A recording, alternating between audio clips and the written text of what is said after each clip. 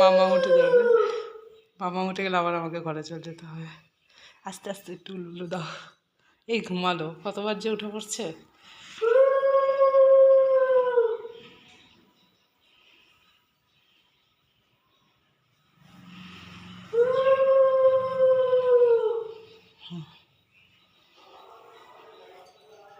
নমস্কার করতে হয়।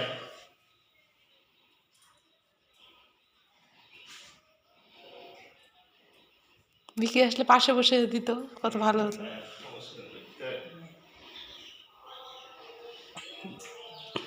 না এবার মাছি বসছে। আমি